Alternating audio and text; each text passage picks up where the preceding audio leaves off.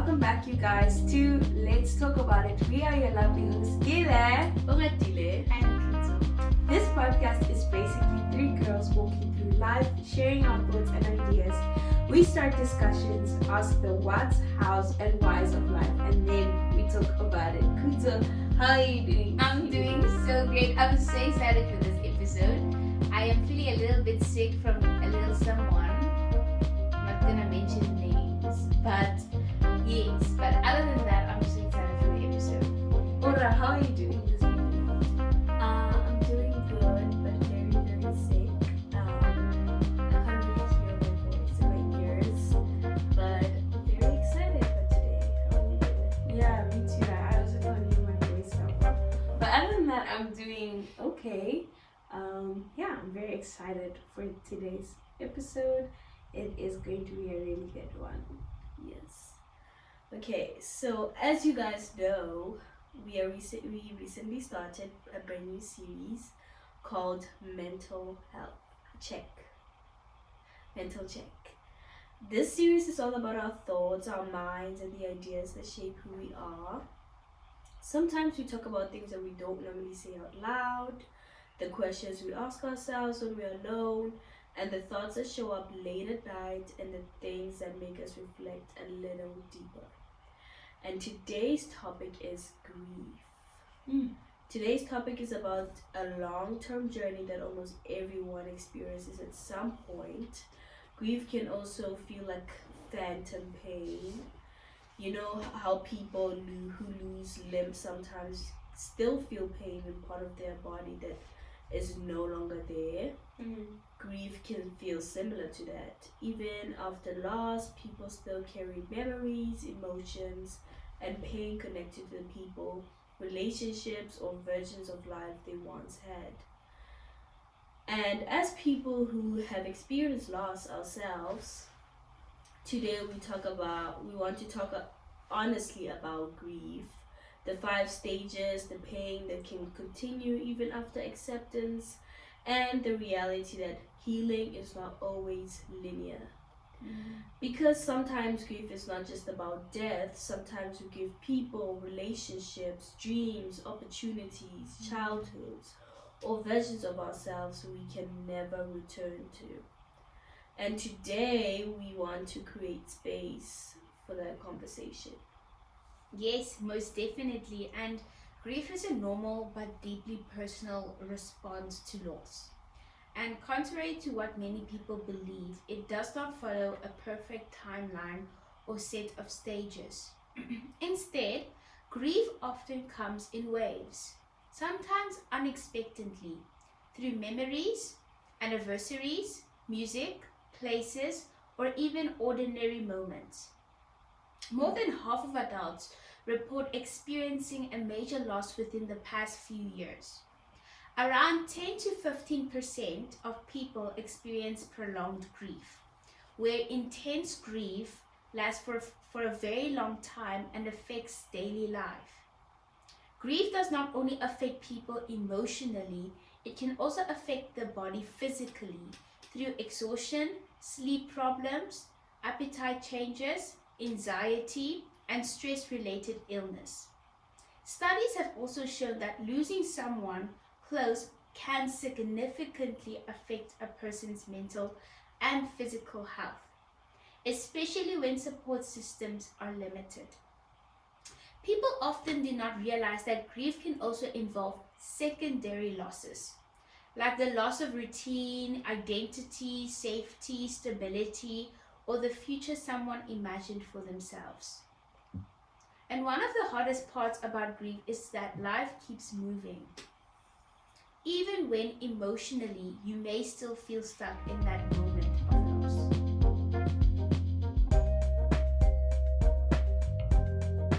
Guys, ready for the questions? Yes, To get into yes. it. It's gonna be a little bit dense, guys, but yes, let us know what you guys are experiencing, have experienced, or what you've seen. Somebody who's been through loss, all those things. We would love to know. So the first question is, what happens when life keeps moving but your heart doesn't? It happens so much in our lives. I mean, generally speaking, life goes on. I think it's like those moments where, like, have you seen in cinema where a person is standing still and everyone is moving, but they just. I love they did that in To All the Boys I've Loved. Oh yes. When Lara Jean and Peter broke up, you know, they played the Some Mistakes and she's just moving through life, but she stops feeling. I feel sometimes grief detaches what we feel from what we see and experience, because what is happening inside is more greater than what's happening outside. And so it can numb you from the exterior stimuli, because inside you feel numb. Yeah. That was That's a all. very nice, like, visual, like, Mhm. representative of grief. Ratile? I think you explained it pretty well. I have nothing to add. I have to agree. Like, I feel like it's more visual. It's more, it's undescribable. You just see it, definitely. Okay, is healing the same thing as forgetting? That's strange to think about. Probably not. I think healing is remembering without feeling like you need to cry, in a way, if that makes sense. Like, once you heal, you no more attach pain to the memory, if you will. It's you attach a different emotion. So I wouldn't say it's forgetting, but it's remembering without attaching so much pain specifically. So I would say probably not. I think healing is moving on despite. I think forgetting is, you know, is very I want to use the word like, I love the beginning. Kuzo read was it Ora read about being amputated. You know, I think sometimes forgetting can be a clean cut, you know, and choosing not to remember and to live without. But healing is living despite. You know, you're going through the pains, and it's not that you don't still feel the pain of that person not being there, but it's living despite the pain and choosing despite the pain to live a different life, compared to forgetting, which is like,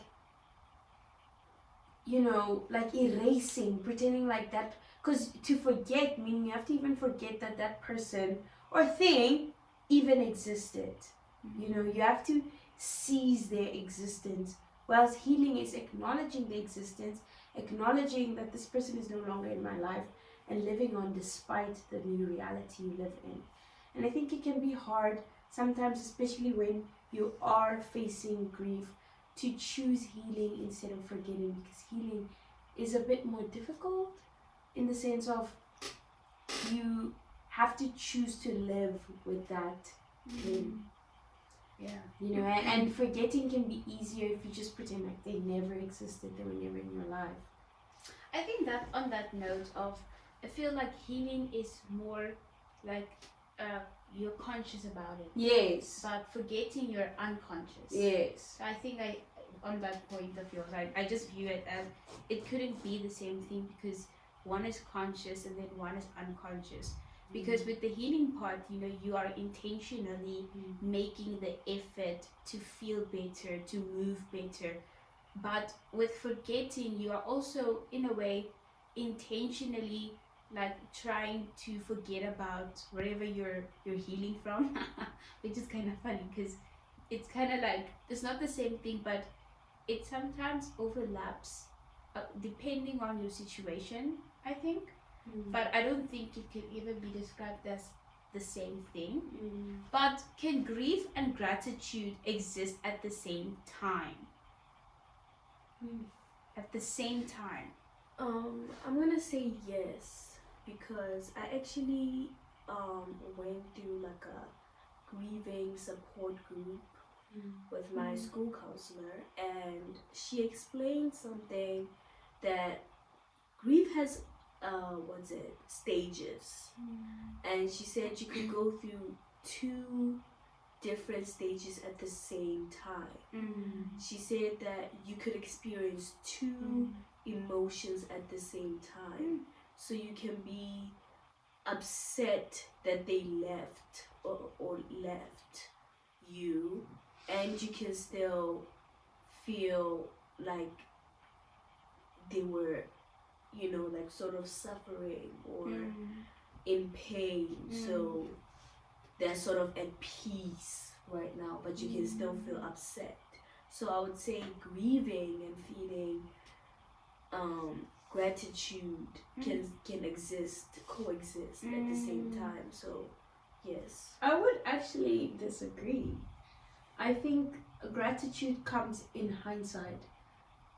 I find in my case, I was able to be grateful after, but during the time I was not grateful. I felt that it was quite unfair. Or maybe I was mourning. Maybe there's a difference between mourning and grieving, but I really do think that it was only after the fact that I was able to say, oh yeah, but at the time, maybe I was being selfish. I felt it was unfair on me, unfair on my family, unfair on the people around me. How could they leave? You know? And I think that maybe also because of the ignorance is bliss, I didn't know that. I let myself go through the wave of feeling upset, feeling the grief and not gratitude. And I didn't want to let myself feel like you have to no, I didn't want to understand. I felt like, no, it's wrong, it's unfair. Especially also with the way it happened for us. I really did feel things were unfair. And it was only after the fact that I could really pause and, you know, in hindsight, I could say, okay, I'm grateful for this, but I had to like even draw it out to admit that I was grateful for something. But it was after the wave of emotions had passed. And for you as well? No, I think definitely it's not at the same time. Like, I don't think you can feel like gratitude and grief like at the same time. Well, I know that there are some people out there that can say, listen, as much as I'm feeling so sad, I'm grateful for what happened or how it happened. People can actually handle it, but like the gratitude wouldn't necessarily be on that exact same situation. Like, what do I mean is, if let's say a loved one passed away, it wouldn't be I'm grateful the loved one passed away, but I'm grieving that they passed away. I think it would be a situation where I'm grieving, you know, the death of that person, but I'm grateful that they're no more suffering. So it's like the gratitude isn't that you lost them. It would be more like, okay, now wherever they are, they're better, or they're no more in pain. If let's say, you know, it was an experience where that person was you know, physically struggling. So I think you can experience both, but it wouldn't be on the same thing. It will be more like you're feeling the emotions like on specific things, if I'd say like that. What would be gratitude on the same thing?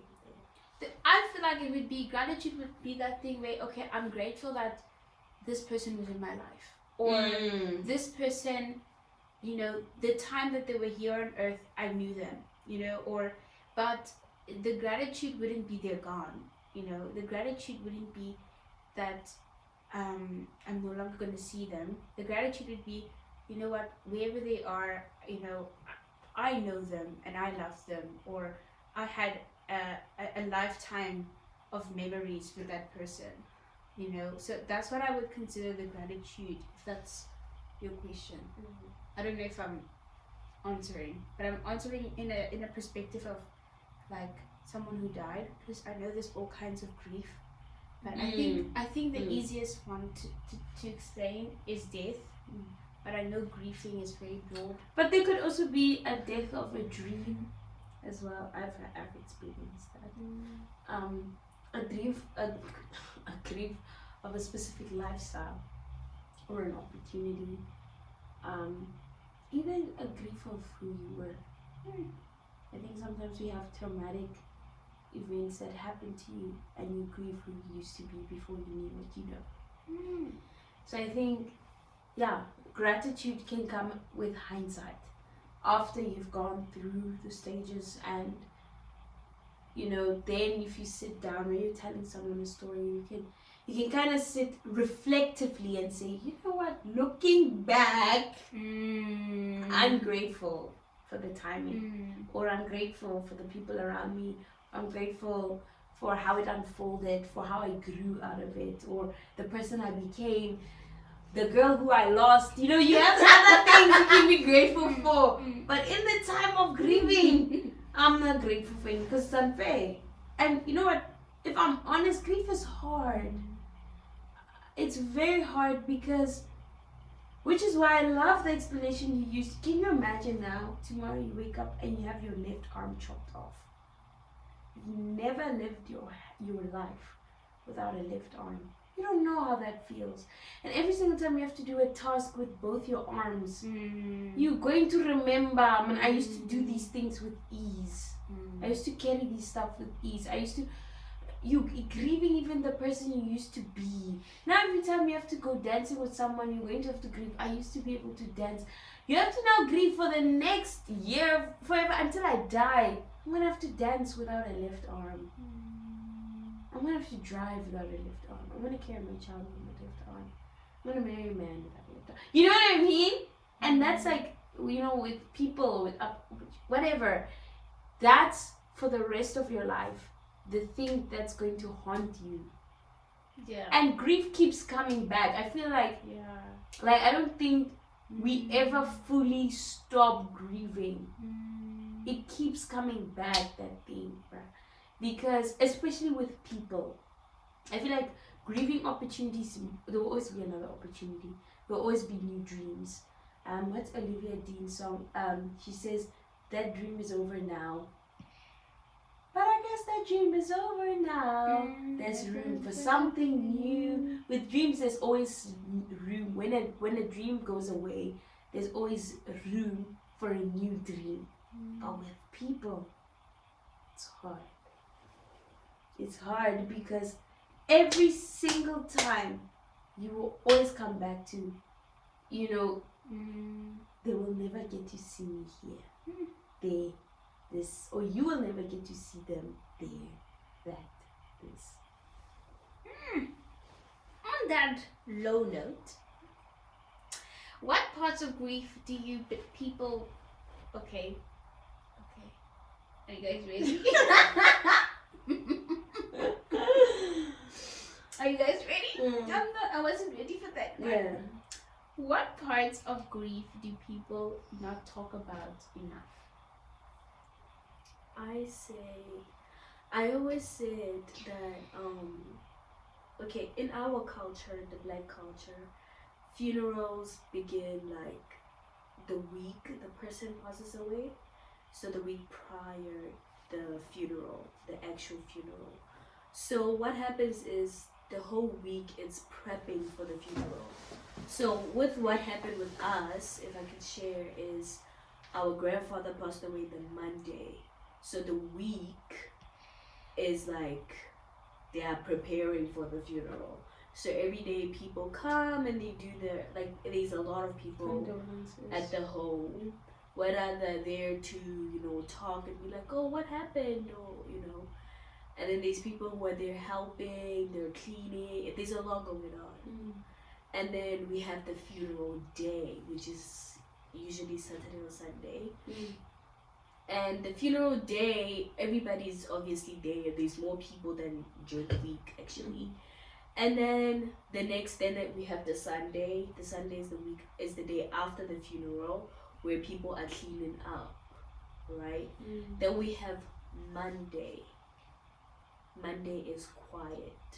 So the thing that I feel people don't talk about is that day. Because I remember for me, because I did not cry a lot or feel anything because I put it all kind of away. I don't know. But I kind of I was immersed in what was going on because there was so much people, and I turned my brain off. So what people don't talk about is, I remember when people were leaving, I was like, oh no. I was like, oh no.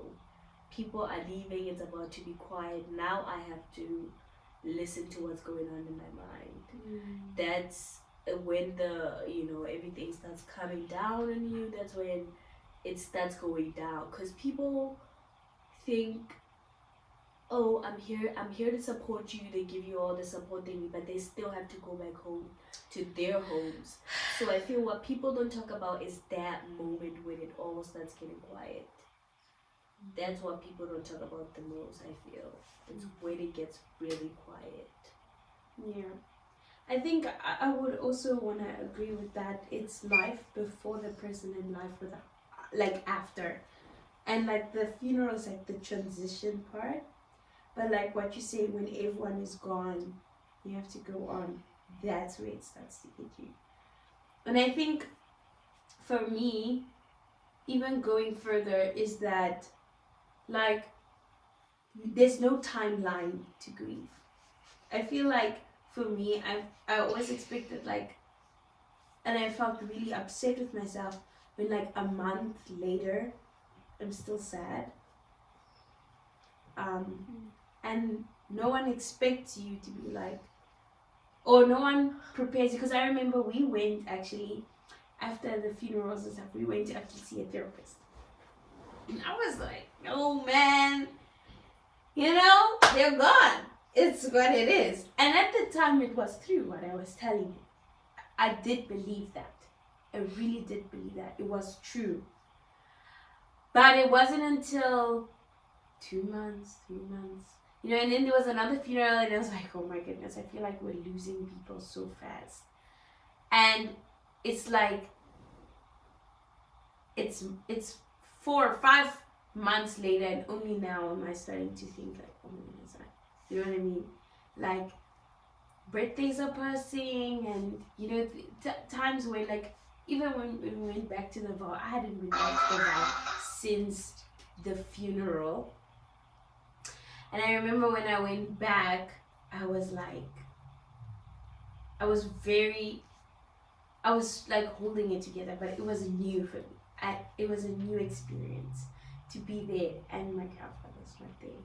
So I feel like that's one thing I wish, was more communicated, was you're gonna start your grief journey at a different time, and it's not gonna be a month. You're not gonna grieve a month.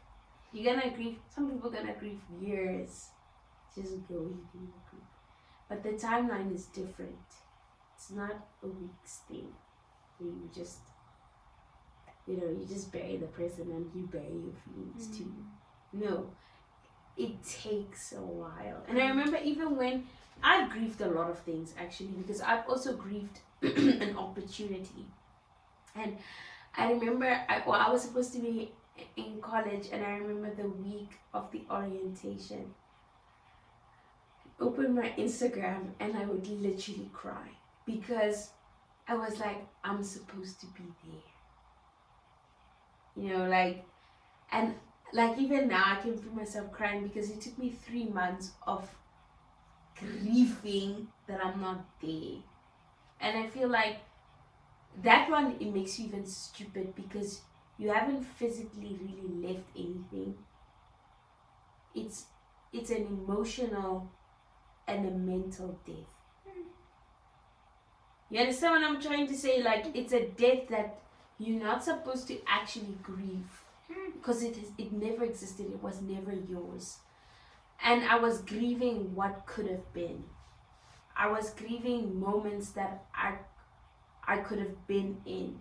And I felt stupid because I was like, I've never even experienced that. I haven't lost anything.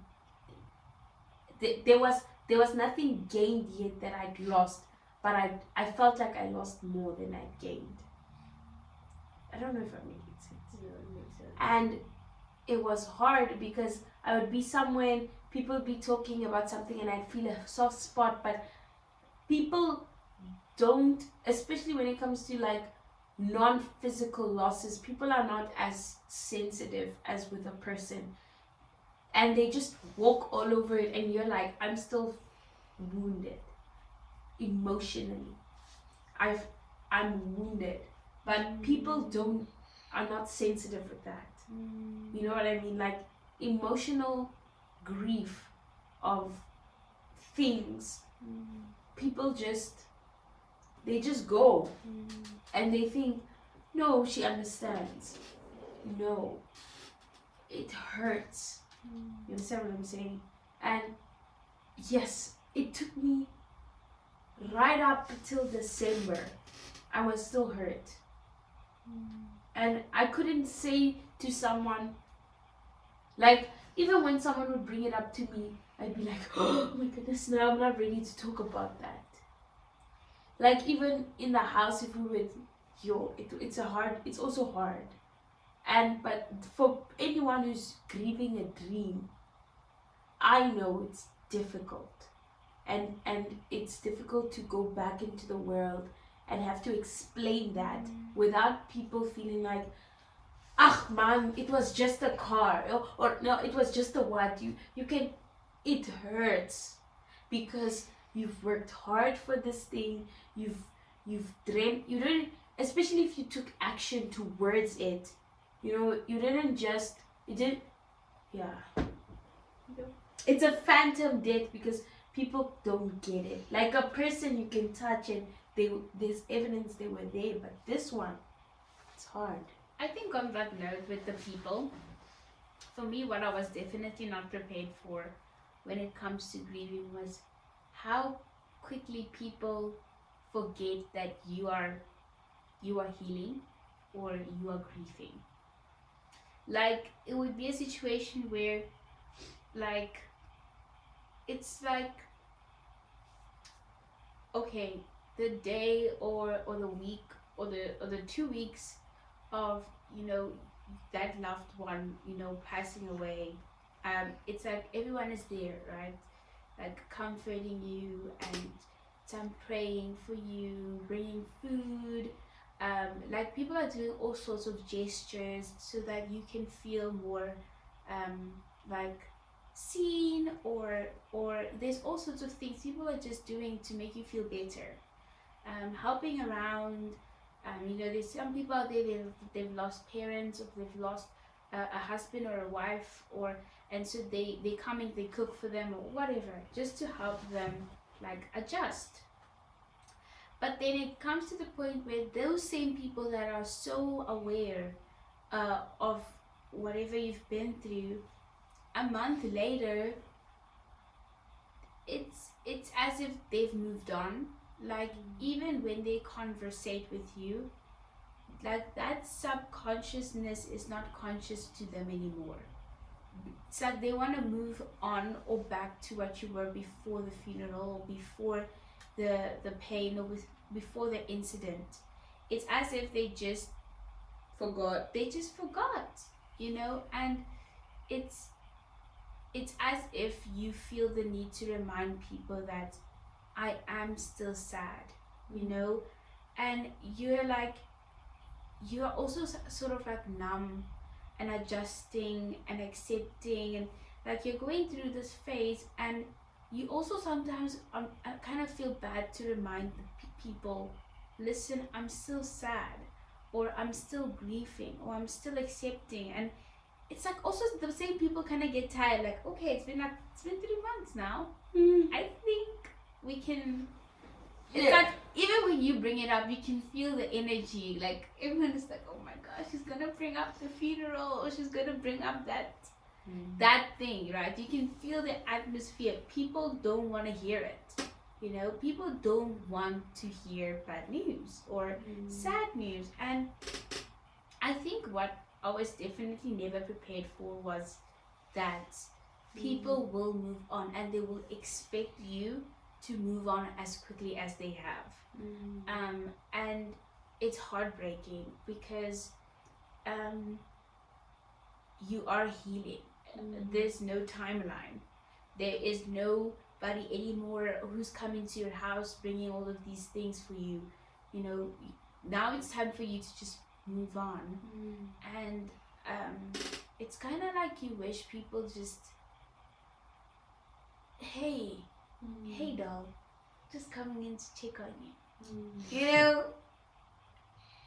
like, But like, also, like it's been months, but no one has said, how are you yeah, after the the funeral? whole thing. Even the loved ones that you love, like, how are you? Are you okay? Yeah.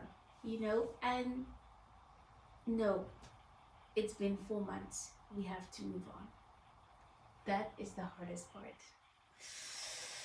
It's those same people that were bringing the food to your house or sending you messages, they have moved on. Their lives are hard. Things are happening, good, bad in their lives. You need to move on.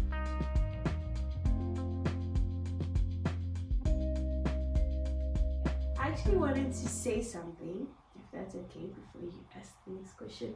Mm. But that thing you were saying about asking back, we also know people who've gone through grief.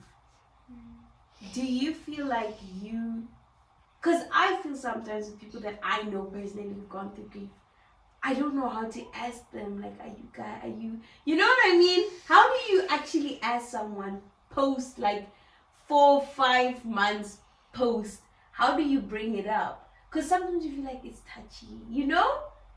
It's uncomfortable. And you don't know sometimes, like, is our relationship really close enough for me to ask that? Like, I know at the time, you know, because it was part of the time, but some people, it's a personal journey.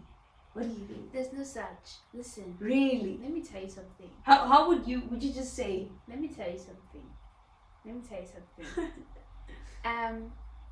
I disagree because I feel grief is a very long journey. But with people, it can sometimes feel endurable. I mean durable. Yeah, durable, sorry. It feels durable. I butchered that, sorry. But I feel, you know, like, okay, like it's in your mind, right? You're feeling this pain or it's there, right? It's there. You know that you're still healing from it. But have you ever spoken to someone about it? And it's like you're given the platform to release that storage. You know what I mean? Because it's like you're storing it in your heart or in your mind. Like today you wake up, you're feeling sad. You can't talk to anyone about it, so you just store it. And then tomorrow you feel like you miss them. Tomorrow, then the next day, then it's like you're just storing all of this stuff because you have no one to talk about it, and you don't want to make people like, you don't want the energy to become bad. You're at an event, and now after the event you can't say, you know what, actually we were at so and so's party and I missed this person and I felt alone. You see, that's the thing about grief. You feel alone. Let's be honest. We could all be grieving someone, but you feel alone still grieving that person. You know, and I feel like I would rather have someone tell me, you know what, I don't want to talk about it, than me assume I'm not gonna send them a message because, you know, I feel, you know what, recently after all of these dates that we have experienced, I've become immune to fear of people in a way of what they think of me, because I realize I could die tomorrow. Then what? You know, this time, this moment, in this place is the only opportunity that I have. That is guaranteed. What tomorrow brings, I have no idea. Nothing for tomorrow is guaranteed. And if today I can send someone a message that maybe I didn't know they were thinking of doing something that was a bad decision because they felt alone, and I in my heart was already thinking about them. And let me tell you even what's crazier. Let me tell you right now, audience, and the both of you. If you think about someone and you feel the need to call them, text them, and you don't, and something bad happens to them, that lives with you forever. That stays with you forever. We need to start taking our opportunities serious, our relationships serious. we need to start taking action. That's why we have careers like psychologists, and these are careers that, you know, were created because people stopped caring. We have these careers because there are people who stopped caring about the people they loved, or were too scared to check on the people they loved, just because they don't want to they don't want to appear as if they're nosy, or they're trying to. Hey, people need people. That's what I'm gonna say. And I would always appreciate if someone said to me, you know what, honestly, I'm fine. I had nothing to lose.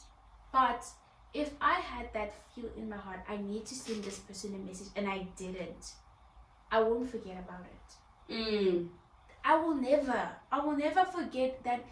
If I just maybe they needed you me. know, maybe if I, Yeah. what is it gonna help? Like, it's not gonna change anything. But if you can take the action, grief is a journey. In that long journey, one phone call, one text won't harm a single fly. I think so. So I feel I'm encouraging. If you know someone that 5 months ago they lost someone and they're still hurting, send them a message. If it is in your heart, if you feel I need to send that person a message, send them that message. Don't wait. What are you waiting for? What are you waiting for a bird to talk to you? But I will say also, if the topic feels very touchy, sometimes calling somebody just to have a casual talk, it's more than enough. People appreciate that they feel seen. You know what I mean? They appreciate the fact that you called to just check on them. Like somebody will be like, What a nice "Oh, surprise." you called just to check on me Yeah. because you understand what I have been going through." Because sometimes people, I mean, how many times, like during the funeral, how many times people came to us or anybody, it's gonna be okay, or how are you feeling? Like, how many times do people ask that? A lot. Like, as a person who've gone through grief, like people asking you that, sometimes it gets to a point where you lie. I have lied so many times, but like, it's fine. Yeah, I'm fine. Okay. Yeah, I'm fine. Because sometimes in your head you're like, if I tell somebody I'm not doing okay, what are they gonna do? If that makes sense. If I say to you right now, actually I'm terrible, my mind has been going in spirals, what are you gonna do? It relieves you though. I know, but they's talking about it and feeling like, oh, relieved, yes, I'm talking about it. But the thing with grieving is that your mind is always telling you things like, you're gonna burden people. What are people gonna do? What people gonna say? But I feel as a person who's coming and are trying to comfort the other person, even just casually talking is more than enough. Because if you're approaching that person, you're trying to be like, how are you doing? They don't want to tell you, because how many people have asked them that question and really asked them that question, what does that mean? Can I tell you, that's so true. There was someone at my grandfather's funeral, not the first funeral, the second funeral. They came to me and they just told me about the weather forecast, and my mind shifted to say, whoa, it is gonna rain. Like, whoa, it's cloudy. Yeah, Whoa, wow, I didn't realize like it was cloudy, right? And they just came to me, they're like, did you check the weather forecast today? I'm like, no. Why? They're like, I think it's gonna rain. And then they left. And I started looking at the sky, I was like, whoa, it is cloudy today. I think it's gonna rain. And it was the simplest like comment, but it was not, are you okay? You're not okay. You lost somebody. Like, stop asking me the obvious. But I remember one thing I really appreciated is I had a friend who she didn't text, she just sent like this long message of a Bible verse and a prayer. And I know for like some people it can feel so distant, but it was exactly what I needed to hear without her knowing what I needed to hear. Because it was like, she wasn't like, how are you? Then after I said, then she's like, okay, yeah, you know, you. She literally just wrote, I know, like, obviously when you lost someone, you're sad, you're this. She just went from that assumption and said, God, I pray you comfort her, whatever. And I also had a friend who just called and prayed for me. And she was like, I know what you're going through. I've gone through that. And you're not alone. That's all she said. That's it. And I feel like sometimes saying the obvious can also feel good. Like saying to someone like, you're not crazy for feeling sad. You know what I mean? Or you must probably miss your blah. And also, You know? just to also add to the people that they haven't experienced grief before. It's also okay to let the people that you love that are experiencing grief tell them you don't understand. Please! Like, stop pretending like you know what's going on. No, like it's okay to say I don't understand what you're going through, but it sounds horrible. It sounds bad, man. Because I also experienced so many people who they couldn't understand how it felt to lose so many people in one go, and they were so honest to say, listen, I don't understand what's going on with you. Like there was someone who sent me a message and said to me, like, I don't understand right now what's happening in your life. Because to me, I've never heard none of this before. But all I can say is, it is definitely bad. It is definitely new, and you're definitely not okay. And I just pray that everything will go well. But I want to actually keep it simple. I want to say that actually can also be the same even with two people who lost someone. I could have lost a husband and you lost a son. That is not the same. Yeah. We both lost someone, but the relationship. I lost a husband, someone who, you know, is you lost a son, you know. And I think for you also coming to me, you should say, I don't know how that feels. Yeah. Because you still have your husband. And I can say to you, I don't know how that feels, even though I've lost someone. Exactly. I think we also shouldn't assume our griefs and our grieving processes are the same. So I want to say what Kutse have said, let's just bandage it for everyone. Yeah, just say, I don't know. Understand. Yeah. I don't know. Because even people who've lost grandpas, there was someone who said to me, I did lose a grandpa, didn't know the guy.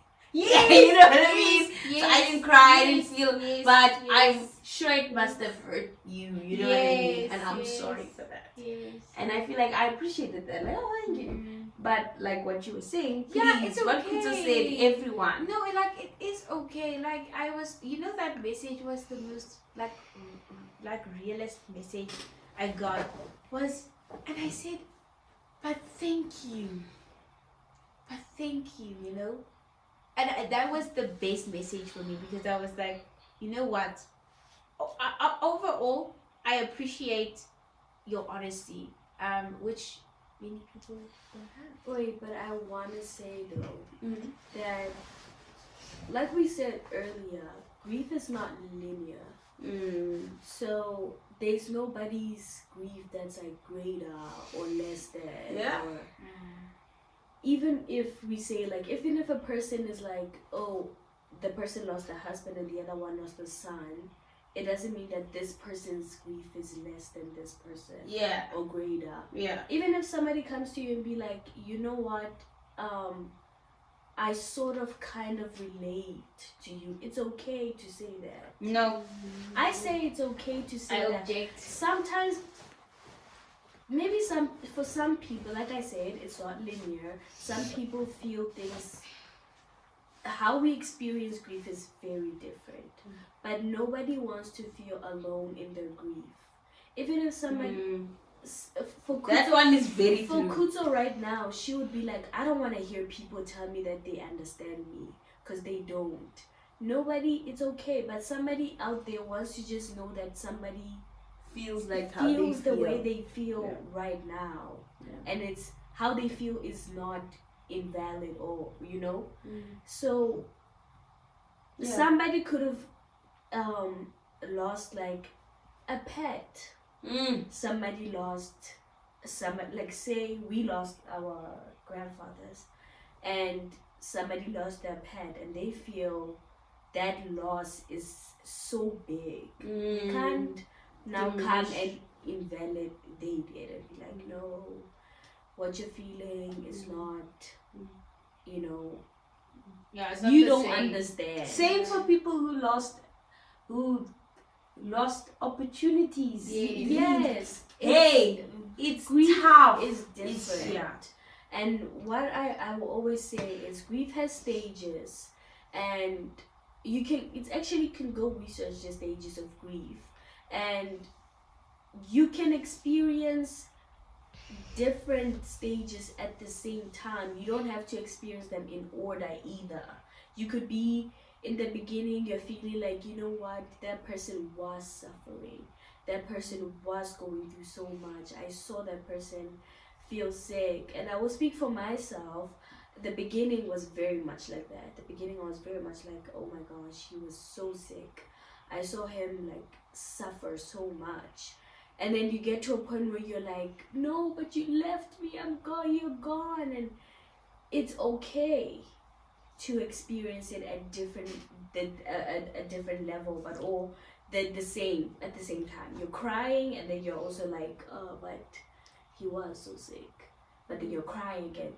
So I just want to say, nothing is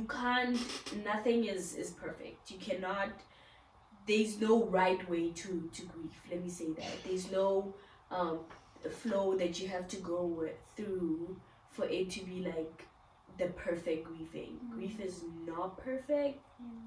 In the beginning, you might be depressed. So in the beginning, you're fine. In the beginning, really, truly, you're fine. But then there's a later stage, maybe 2 years later, then you start to actually experience a different stage of grieving. But it doesn't mean in the beginning you're not grieving. I know my mom now, she recently now started grieving her mom 26 years later.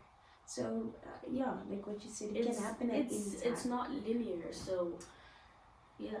Before we finish, I just want to encourage anyone who is currently walking through grief or mourning. Healing, as Oratile has said, is not linear, and grief does not have an expiration date. Some days will feel lighter, and some days will feel heavy again, and that is okay. I truly believe that although grief may not fully disappear, with time we learn how to carry it differently. And one day the pain will not feel as overwhelming as it once did. Be patient with yourself, give yourself permission to feel, to heal, and to rest. And most definitely let someone in on your healing. Someone that you trust, and someone that you feel they will be there for you. I know that with our healing, it was so good for me. I had so many friends who also went through grieving, and just hearing from someone to say, oh yeah, I also miss my blank. You know, it just made things easier for me to feel the way I felt. So definitely let people in. If you can find a group, grieving group, please do that. But thank you so much for listening, for tuning in. And please don't forget to like, share, and share this episode with the incredible people in your life. Thank you once again for tuning in on another episode of Let's Talk About It. Until next time, bye.